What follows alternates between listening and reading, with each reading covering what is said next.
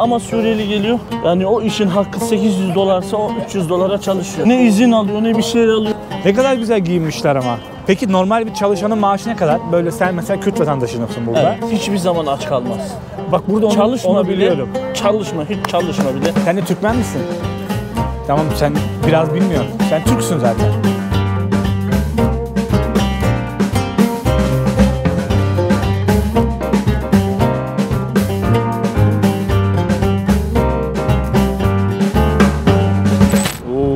Fena rüzgar var. Hava bayağı rüzgarlı bugün. Bu arada otele ambulans geldi. Benim katımda bir teyzem rahatsızlanmış. Asansörde de görevlileri görünce şaşırdım. Ambulans gelmiş otele. Şimdi Muhammed'i bekliyorum. Size bahsetmiştim bir video önce. Burada yaşayan bir arkadaşım var diye. İnanılmaz rüzgar var ama bu caddede ya. Herhalde bugün bu bölgede hava rüzgarlı olacak gibi. O yüzden mikrofonu taktım. Sesim nasıl bilmiyorum tabii de. Muhammed neredesin Muhammed? Aha geldi kardeş. Taksicilik yapmaya başlamış ya. Kardeşim. Nasılsın? Ne haber, nasılsın? İyidir abi, sen nasılsın? İyi. Keyifler nasıl? Vallahi çok şükür, nasılsın? İyisin. Vallahi seni gördüğüme çok İyi. sevindim. Ben seni işinden Ama ayıp ettim vallahi. Etmeyin. Konuşuruz. Gel konuşacağız. Gel. Ya onda kalmadım diye trip atıyor. Hep bu Erbil özel taksiler bu renk değil mi? Aynen bu renk. Diğer şehirlerde özel şeyde değişiyor abi. Erbil özel, Doğu özel. Mesela şu kırmızı var ya. Aha. Bu Erbil. Erbil. Kahverengi şehirler arası. Ha, anladım. Siyah Doğuk oluyor. Mavi Süleymani. Ama hepsi aynı araba, aynı renk. Şey de aynı. Şuradan devam edelim. Sadece renk farklı. Şu renk farklı. Şu devlet koymuş bunları. Belli olsun diye. Mesela birisi sıkıntı çıkarıyor. Şu numara var ya abi. O aranıp şikayet ediliyor. Aynen. Tamam. Bir de arkada şey olması gerekiyor.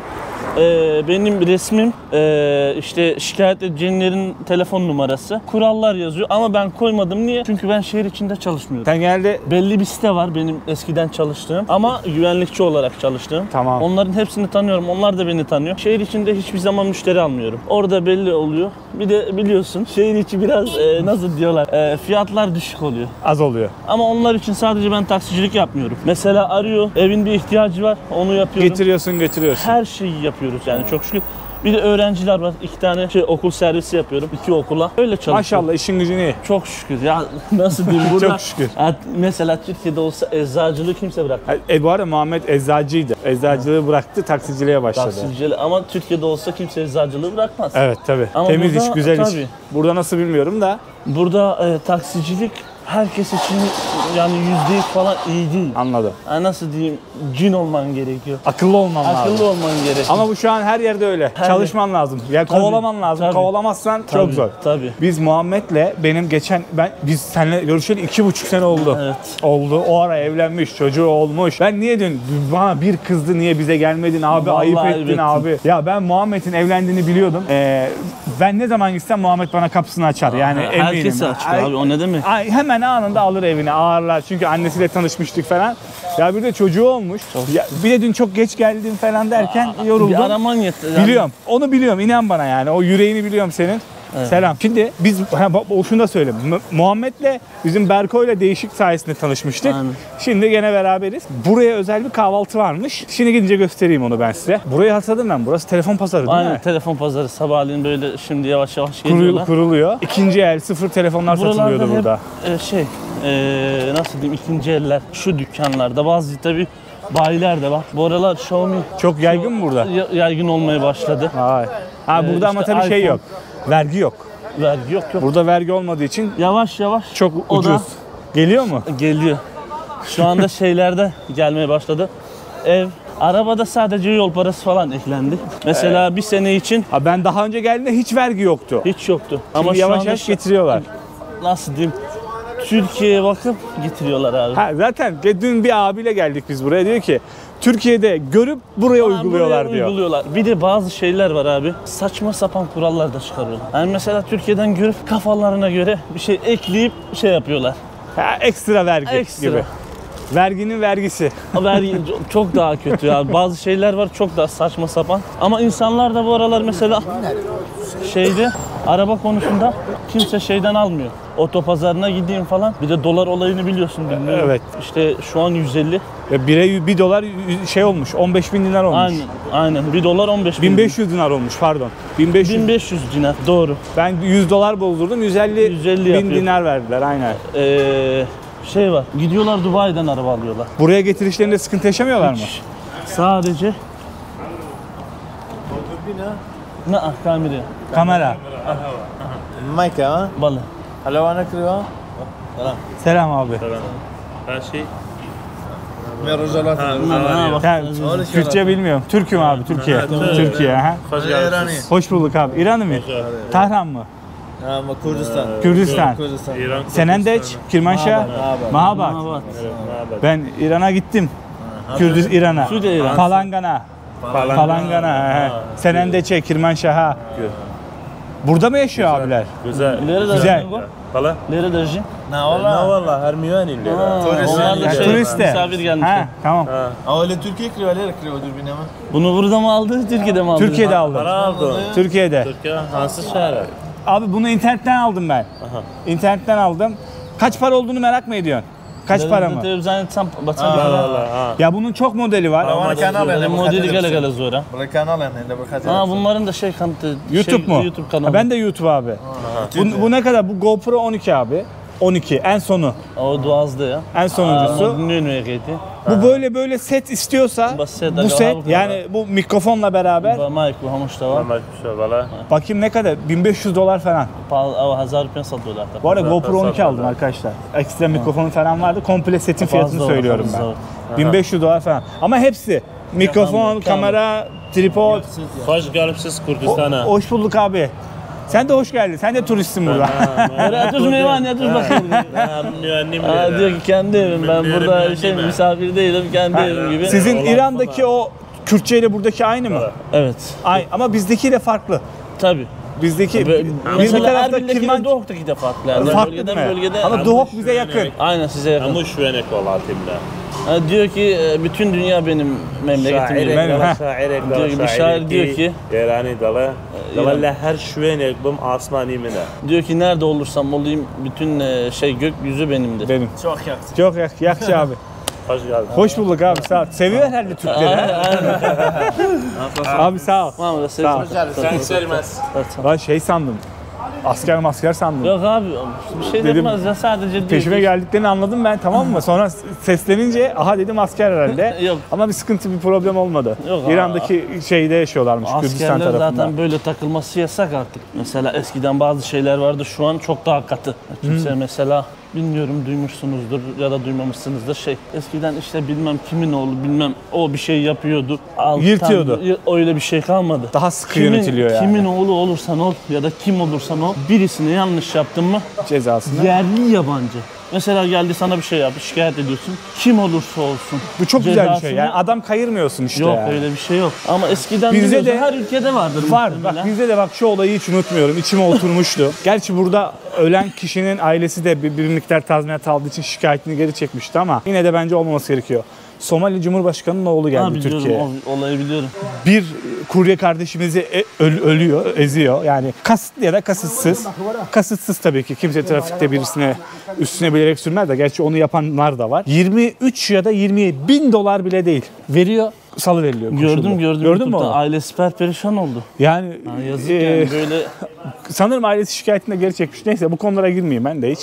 Ama bu içime oturan bir durumdu bizim ülkemizde de. Buranın pazarın adı ne bu çarşının? Kayseri Çarşı.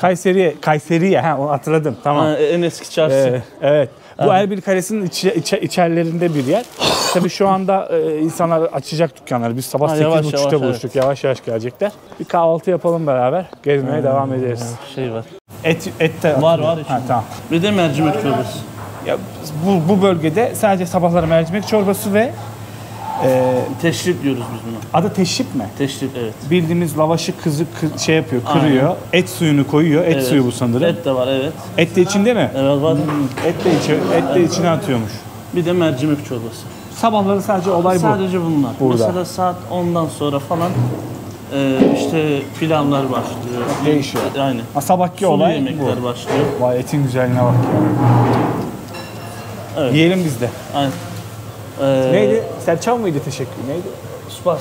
Spas. Aynen. Oğlum farklı değil mi ya? Yo yo. Şeyde bizim o tarafta da gerek sapas diyorlar herhalde. Spas. Spas. Aynen. Burada da spas. Aynen. Serçam neydi? Başım gözüm üstüne. Aynen. Tamam. Mama azed Ben yanlış kullanıyorum çünkü kelimeyi, New York haberim lega yok. sadece. Tiş bikamak var azed nevi. Bilmiyoruz ki. Are valla. Lokantaya çok Türkmenler geliyor. Lokantaya bu çevreler çoğunlukla Türkmenler. Türkmen var. çevre. Hiç denk gelemedim ya. Normalde ben şimdi gelip- ben ziyaret edemiyorum biliyorsun. Arap bölgesine gidemiyorum. Vize lazım. Burada da var. Ali ile tanışmıştık. Ali'yi hatırlıyorum. Ali miydi çocuğun adı? Ali'ydi değil mi? Bu bölgede arkadaşlar Kerkük'te, Musul'da, Erbil'de yani birçok noktada bu coğrafyada çok Türkmenler de yaşıyor. Ama denk gelirsek görüşürüz zaten, konuşuruz. Buralarda hep mesela bir süreden sonra işte bütün dükkanların sahibi Türkmenlerdir. Türkmenler. Mesela Kayseri Çarşı. Yani daha yani nasıl diyeyim %70'ten üzeri hep buraların sahibi Türkmenler. Türkmen. Çünkü eskiden hep onlar yaşarmış burada. Çoğunlukla mesela bu geldiğimiz lokanta çoğunlukla Türkmenler geliyor. Pemango. Söyledin mi sen? Söyledim. İlk buraya geliş videomda hatırlıyorsanız gene bir yemek yemiştim ve yanında çorba söylemişlerdi. Çorba gelmişti yani. Herhalde ben burada ne söylersem söyleyeyim çorba geliyor önden. Evet. İkram geliyor yani. İkram Çorba geliyor, ikramı geliyor. Bunda da aynı. Sulu olmasına rağmen biri acılı biri acısızmış bu arada. Çorba Küçükler acısız, bu şu da acılı. Soğan da geldi, limon da geldi. Bir de lavaş gelecek şimdi. Onları içine atıp yiyeceğiz. Yok hazır geliyor. Et üzerinde suyu dökülmüş. Bunlar sadece önden. Önden geliyor. Aynen. Nasıl diye mideyi açabilmeliyiz. yani. Anladım. Oğlum porsiyonlar çok büyük burada ya. Öyle. Bir yemek söylüyorsun çok dolu dolu Ha, getiriyorlar burada her şeyi. hep, yani nasıl diyeyim Türkiye'ye göre çok fazla. Çok Porsiyonlar bayağı çok daha büyük. ve bence ucuz. Yani Buraya buradaki göre normal yani. halka göre bilmiyorum nasıl ama çok pahalı gelmedi bana yediğim Yok yemekler. zaten bu lokanta da normal fiyat. Fiyatta. Söyleriz onu da en fiyattan son. hep yani şey yapmıyor mesela. Fakiri de gelse burada yer. Parası olmayan da yer. Zengini de burada gelip yer. Aa, çok güzel. Öyle yani fiyatı normal koyuyorlar. Kimseyi zorlayabilmek için değil de. Ha geliyor. Herkes dönsün diye. Avende de okuya. Allah, harbiden çok büyük ya. Dastakan. Baksanıza. Ben sandım ki et içinde lavaş atacağız sadece Yok, yok. içine. Öyle Oğlum, bayağı çokmuş ya. Yiyelim. Afiyet şeker olsun kardeşim. Bu ne ya? Harbiden bayağı çokmuş ha. Yiyebildiğimizi yeriz artık. Aynen. Bu mercimek çorbası mı? Evet. Bu aralar değişmeye de başladı. Mesela bunlar normal mercimek çorbası. Bazıları da işte rondoya böyle Türkiye usulü gibi. Rendeleyip yapıyor. Aynen. Ha, bildiğin. Löp et. Et suyu, lavaş. Şey ya, sen bizde İskender yemiştin. İşte İskender'in. Bu arada Muhammed Türkçeyi nereden biliyor? Türkiye'de okumuş. Ben Türkiye'de okudum ama önceden biliyorum. Dizilerden, filmlerden öğrenmişti. öğrendim. Türkiye'ye de gelince iyice Yani burada nasıl diyeyim gelmeden önce bir heyecan vardı. Kekeliyordum. Ama işte üniversite olunca iyice alıştın tabii canım. çok bir de burada şu an benim bayağı bir Türk müşterim var. Çok Onlarla Türk da var burada. İşte çalışan çok Türk evet. var. Fark ettim ben. de. Mesela öğrencilerden bu servis aldığım okulun 2 tane öğrencim Türk. Türk. Burada işte mühendisler. Mutlu babası. oluyordur onlar da seninle konuşunca. Tabii. Çok lezzetliymiş bu arada ya. Sabahların yenilen yemek buymuş burada. İskender tadı geliyor sostan. Baharatlı. O Muhammed'le ikimizin yediği yemek Selamünaleyküm. 6-6,5 dolar falan. Bak porsiyonu gördüğünüz bir Tamamında da ne? 6-6,5 dolar gerçekten. Bağışla sevri sağ ol. Çok iyi fiyatlar. Selamünaleyküm. Bunlar da biliyor Türkçe. Türkçe biliyorlar mı? İstediğin gibi konuşabilirsin. Niye? Türkçe biliyorsunuz değil mi? Türkmen misiniz? He? Desene Türkmenim diyor. Oğlum ben Türkmen arıyorum burada günlerdir ya. Nasılsınız? İyi misiniz? Hoş bulduk. Bunlar da kahvaltılık şeyler yapıyor istiyorsan. Yo çok yedik ya. Doydum ben. Çekebilir miyim Türkmen kardeşim? Çek. Nasılsın? İyi misin? Burada yaşıyorsun. Erbil'de. Doğma büyüme mi? Doğma büyüme. Bora kanka. Konfor kalsın. Arıyorlar. Taşıma hadi tamam diyor. Bak kurban. Abi çayın şekersiz mi? Şekersiz abi. Ama çok acı oluyor sizin çayda. Burada Birazcık. çok az şeker atsın. Tamam. O zif koydu şuraya bak ya. Yok o sen tadını alınca değişir. Yani çok... Sen buranın çayı farklı. Evet. Şekersiz çok acı oluyor. Hadi oturalım, çok şey yapmayalım. Duysa geçkem şakir bir azzed nevi. Çok sıcak bakmadı kardeşim kameraya. Konuşamadık.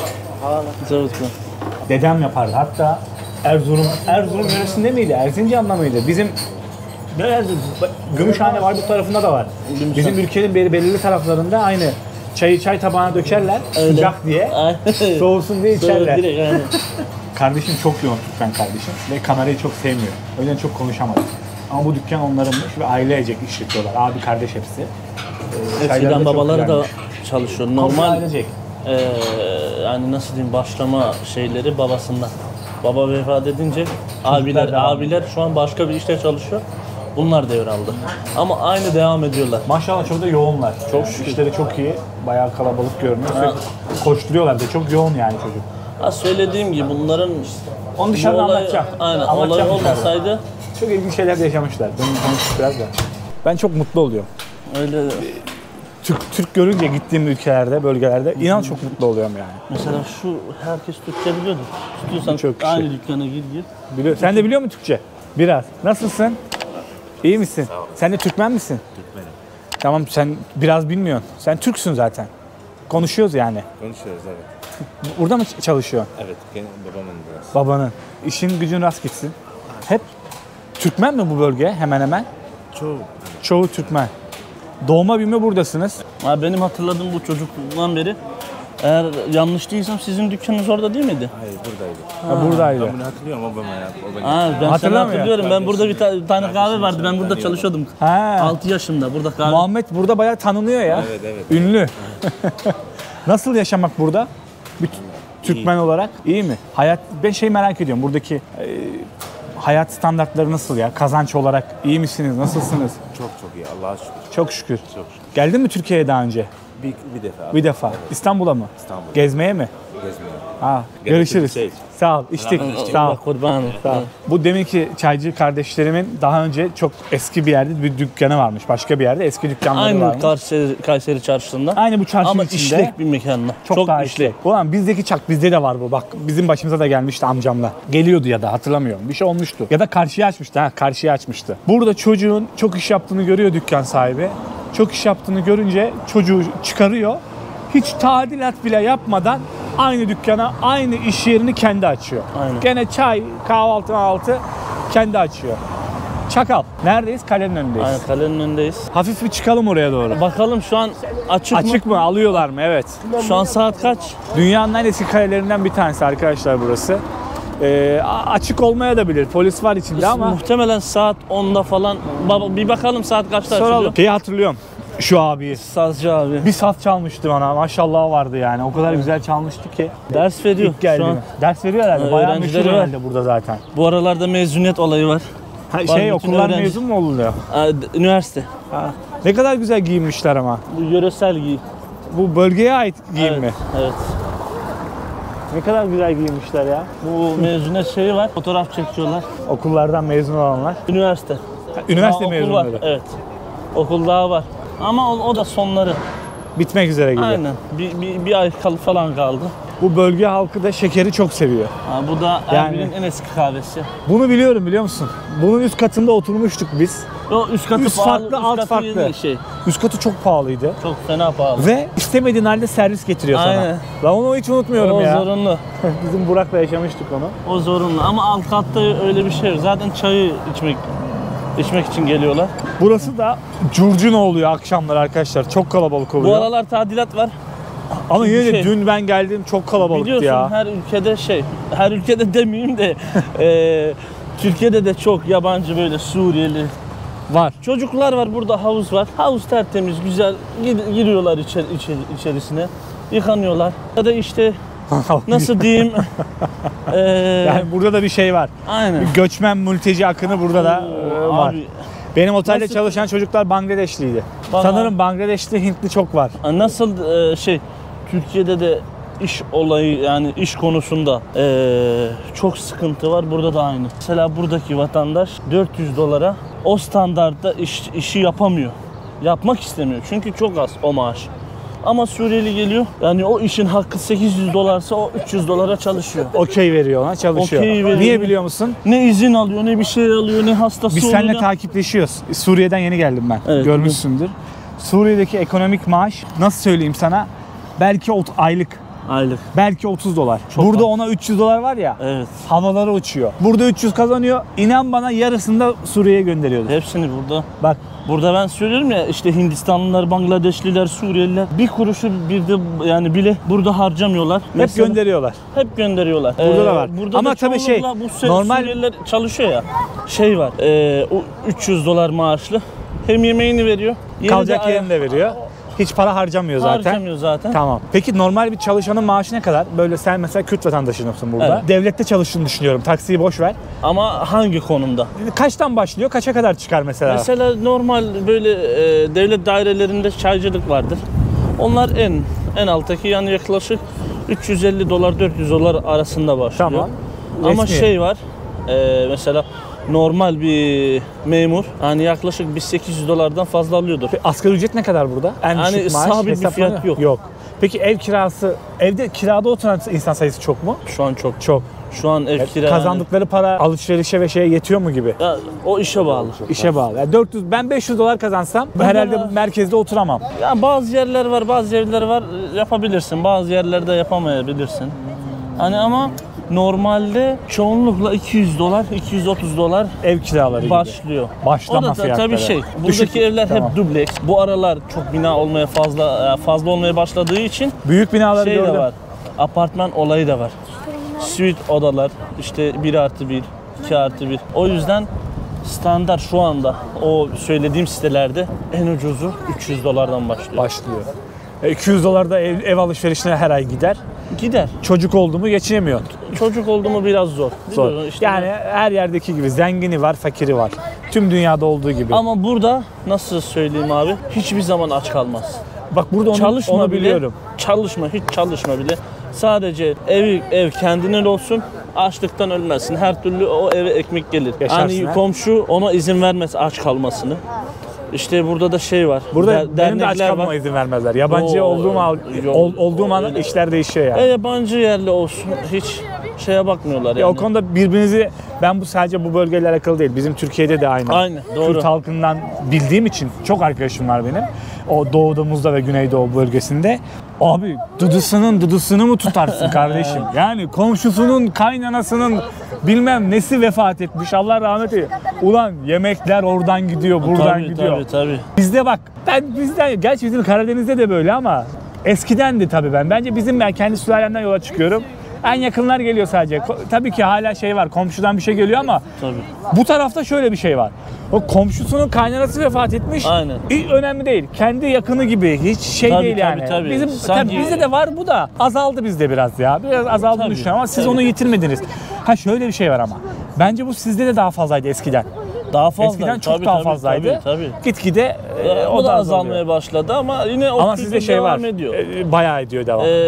Mesela birisi vefat etti o sokakta. Bakıyorlar durumu yoksa para topluyorlar. Tabii taziye evinde yemek olması gerekiyor. Yemek getiriliyor. Ya da işte para bire vermese birisi gidiyor suyu alıyor, birisi gidip pirinci alıyor, Çok birisi güzel. eti alıyor. Böyle Bu bizde de var hala. bir de tabii şey ki. de var mesela vefat etti ilk 3 ay falan o evde hiç yalnız olduklarını göremezsin. Hep birileri olur. Hep biri o ona haber eder. Bugün ben gidiyorum, yarın başkası gidiyor. O 3 ay kalmaz. kendilerini yalnız kalmış olarak yani hissetmesinler diye herkes gidiyor. Ben de bu tam tersi. Ben dedim abi bırakın acımı yaşayayım. Ben öyle düşünürüm mesela. Beni bırakın da acımı yaşayayım. Yok işte mesela Bizde de şey var. Babam ama çoğunlukla o 3 ay süreyi söylediğimde çoğunlukla şeyde geçerli. Mesela o evin büyüğü, annesi, babası. anladım tamam. Kardeşleri onlar da yani yalnız kalmamak için insanlar gidiyor ama evin büyüğü gitti mi yani hissetmesinler Tamam diye anladım. yavaş yavaş Anladım. o yüzden. Bizde de rahmetli babam vefat ettiğinde komşular sağ olasın kardeşim. Yemekleri getirmişlerdi. Hala devam ediyor tabii bizde de böyle kültürler ama bu bölgelerde çok daha yoğun hissediliyor. Deminden beri şunu göstereceğim. Bu kardeşlerimin üstündeki, selamünaleyküm. Bak bu kardeşimin üstündeki bu bölgenin Buranın yöresel. Kürdistan bölgesinin yöresel kıyafeti bunlar. Bak o kardeşin. Gel lan buraya, nereye kaçıyorsun? Öyle. Gel buraya. Bak onda da var aynısı. Aynen. Böyle günlük giyiyorlar mı bunu? Düğüne falan mı gidecek? Çoğunlukla yaşlı. Yaşlılar yaşlı, giyiyor. Bu eski. kardeşlerim niye giymiş merak ettim ben. Düğüne mi gidecekler? Bugün yöresel Kürt giysi Günü. Aynen. Ha ondan giydiler. Aynen.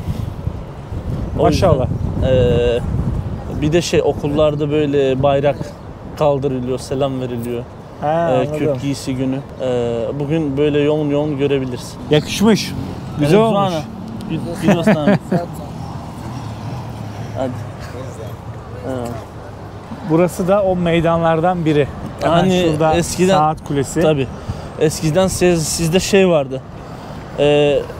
Başka bir şehirden geliyorlar. Ya Taksim Meydanı'na gidiyorlardı ya da Bayrampaşa Evet. garı vardı. Orada herkes toplanıyordu. Burası öyle bir burası yer da mi? öyle bir yer. Gelen her yabancı burada toplanır. Ha? Aynen. Mutlaka uğrar Mesela buraya. cuma günleri burada yürümek çok zor. Resmi tatili bu bölgenin cuma Cuma günleri. günü. Şeyin de aynı. Bağdat tarafının da, Irak Tabii, tarafının hepsi. da aynı. Bu arada bir Normalde şey söyleyeceğim. Arap devletlerinde hep öyle. Çünkü cuma günü o gün cuma oluyor ya. Cuma namazı. Sabahleyin tertemiz işte bir duş alıyorsun. Cuma namaza gitmek için tertemiz, mis kokulu böyle gitmek zorundasın. O yüzden tatil burada Aynen. resmi. Müslüman ülkelerin birçoğunda Çoğunda evet. şeyde de tatil. Suriye'de de resmi tatil cuma günüydü. Burası tabii. Güzel gözlüklerim var. Sağ ol kardeşim. Sen de Sağ ol. Türkmensin değil mi? Türkmenim. Nasıl anladın biliyor musun? Das, Sağ ol. das, das, das. Sağ ol. Suriye Türkmeni misin? Burada ne yapıyorsun? Çalışıyoruz abi. Çalışmaya mı geldin? Kazanabiliyor musun para? Allah şükür. Çok şükür. Tek mi geldin, ailenle mi geldin? Ailenle geldin. İşin rast gitsin. Kolay gelsin, işin rast gitsin. Her nasıl diyeyim meydanda böyle Türkiye'de de oluyor mesela. Çok oluyor. Var diyor ki işte parfüm getirdim havalimanından. Oho, çok. O anladı Türkçe konuştuğumu ya. Aynen. Geldi hemen. Bir gözlük satabilir miyim diye. Keşke lazım olsa da öyle gözlükler de gözü bozar. Burada genelde amcalarım oluyor bu caddede, bu tarafta. Yani yüzüklük taşlar. Böyle işte bu taşların hep bir adları var. Bilmiyorum ne olduklarını da. Yüzük için çoğunlukla. O tabi. Burada yüzük- Mesela eski paralar. Takılıyor yüzük. Mesela, Amcalarım çok aynen. takıyor, görüyorum. Bu Irak'ın eski paraları. Şunlar. Aynen. Saddam zamanı bu. Saddam resmi var zaten üzerinde. Bu İran parası. İran parası. Bu Eski da, paraları. buranın parası. Ama bunun değeri geçti artık. Bitti. 50 dinar. Elinden bir şey yaramadı. Hiçbir şey yaramaz. Ama ilk geldiğinde para değiştiğinde bunlar vardı. Bu caddeyi hatırlıyorum ya. Hep yaşlı amcalarım aynen. oluyordu. Hala gene öyle. Aynen. Bu tesbih Yaşlı olayı var amcalarım burada. Abi tesbih amcalarımın hepsinde. Uzun. Bir de Hepsinde. uzun var. Size söylemiştim bir video önce. Benim buraya geldim. Ben buraya vizesiz geliyorum ama işte Bağdat'a, Kerkük'e, Musul taraflarına gidemiyorum. Arap Orada gidemiyorum. Vize lazım. yönetiminde olanlar öyle. Evet. Şeyi sordum Muhammed'e. Muhammed'in pasaportuyla yani bu bölgesindeki işte Kürdistan bölgesinin yönetimindeki pasaportla Irak'taki Arap bölgesindeki pasaporttaki kişilerin pasaportu aynı. Aynı zaten. Ama mesela Muhammed Türkiye'ye gelmek isterse vizeye ihtiyacı var. Vize almak Yani zorundayım. burada yaşası ya da yaşamasın vize almak zorundaymış. Zorundayım, Nasıl bizim evet. Avrupa'ya giderken ki vize prosedürlerimiz var. İşte çalıştığın yer, işte ev kira kontratı, işte evin tapusu varsa senin adına ise Çalıştığın falan. yerin dair evra o izin alıyorsun ya o çalıştığın yerde. Aha. O çalıştığın yerin devlet izni de gerekiyor. Tamam anladım. Bizdeki gibi aslında. Bizde Avrupa'ya giderken çok uğraştırıyorlar. Vize almak zorundalarmış ve başlangıç fiyatları da $130 falan başlıyormuş. 130'dan 190'a kadar. Çıkıyor. Bu normal evet. VIP'si var aynı günde vize geliyor. O 260 mı öyle bir şey. Ya anladım. O zaman bu bizim Zaho'dan Şırnak'a geçenlerin vizesi olup da geçebiliyorlar. Evet. Vizeyle siz Ya geçemiyorlar. da şey de var. İkamet izni vardır. Ha evet. Mesela Zaho'da yaşayanların çoğu demeyeyim de bilmiyorum ama benim duyduğum çoğu böyle Şırnak'ta, Silopi'de evleri var. Vardır. Çok ikametgahları vardır. İşte ya Türk kimliği almıştır ya da ikamet izni vardır. İstediği gibi gelip geçiyor. Bir de şey oluyormuş bu ara çok. Nasıl biz bu ara çok Moldova yapıyor bunu. Bayağı duydum bu Moldova tarafından bunu. Nasıl gidiyoruz Türk vatandaşı olarak havalimanından geri gönderiyorlar ya bizi.